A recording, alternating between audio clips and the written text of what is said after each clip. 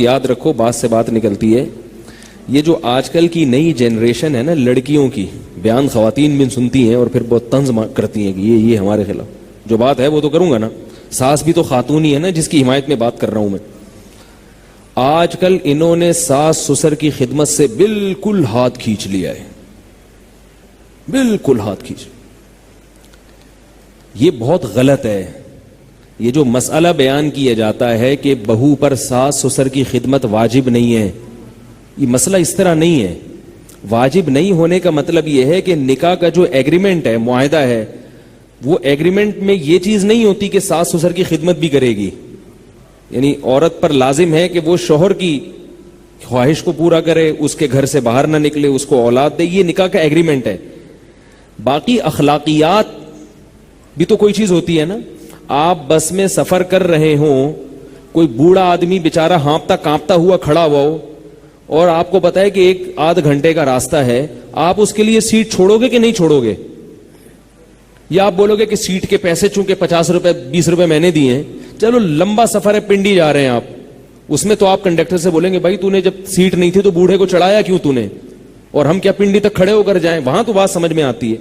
آدھے گھنٹے کا سفر ہے، 15 منٹ کا سفر ہے، آپ نے 20 روپے دے دیے، بیٹھ گئے آپ. اب ایک بیچارہ ہانپتا کانپتا ہوا بوڑھا کھڑا ہوا ہے، تو آپ کے لیے سیٹ دینا واجب نہیں ہے اس کو، کیونکہ سیٹ کے پیسے کس نے دیے؟ آپ نے دیے، پہلے آپ آئے ہو. لیکن اخلاقیات کیا اس کو گوارا کر؟ کوئی وہاں کوئی باشعور بندہ بیٹھا ہوگا، اس عمل کے بعد آپ سے محبت کرے گا وہ؟ ہے بھائی، یہ تقریر سن کے وہ خوش مطمئن ہو جائے گا کہ بھائی پیسے میں نے دیے، میرا حق ہے. ٹھیک ہے، پیسے آپ نے دیے، آپ کا حق ہے، لیکن ایسے موقع پہ ذرہ برابر بھی انسانیت ہو تو انسان اس بوڑھے کے لیے جگہ چھوڑ دیتا ہے. چھوڑتا ہے کہ نہیں چھوڑتا؟ تو یاد رکھو، جب رشتہ قائم ہو گیا میاں بیوی کا، تو عورت کے لیے شوہر جیسے قابل احترام ہے، اس کا باپ اور اس کی ماں بھی قابل احترام ہے. ان کا خیال کرنا عورت کی اخلاقی ذمہ داری ہے. اگر ان سے وہ تمیز سے بات نہیں کرتی، ان کی خدمت جو ضروری خدمت ہے وہ نہیں کرتی، تو وہ یہ نہیں کہہ سکتی کہ مجھ پہ واجب نہیں ہے. ایسے تو پھر شوہر بھی بہت ساری چیزیں، شوہر یہ جو آج کل اتنا خرچہ مرد اپنی بیویوں کو دے رہے ہیں، یہ مردوں پہ واجب تھوڑی ہے. میرے پاس خواتین کے فون آتے ہیں نا، نان نفقہ نہیں دیتے ہمارے میاں. میں کہتا ہوں صبح ناشتہ ملتا ہے؟ ہاں ملتا ہے. دوپہر کھانا ملتا ہے؟ ہاں ملتا ہے. رات کھانا ملتا ہے؟ ہاں ملتا ہے.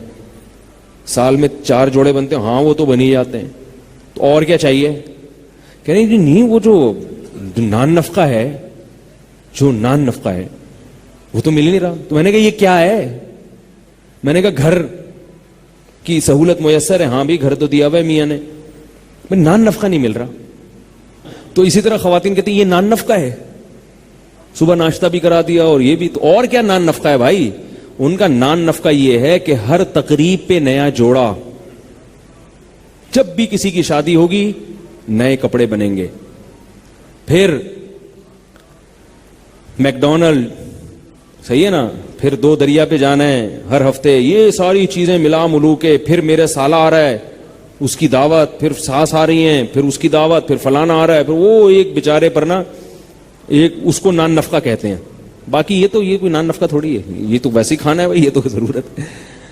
تو بھائی وہ بھی تو اضافی خرچ کر رہا ہے، تو آپ کی بھی ذمہ داری ہے کہ آپ بھی اخلاقیات کے معیار پہ پورا اتریں. باقی یہ بڑا گمبھیر مسئلہ ہے کہ میں یک طرفہ بات نہیں کرتا. بعض دفعہ ساس اپنے ساس ہونے کا بھی ناجائز فائدہ اٹھاتی ہیں، وہ ہر وقت ذہنی طور پہ ٹارچر کرتی رہتی ہیں. یہ بھی ہوتا ہے.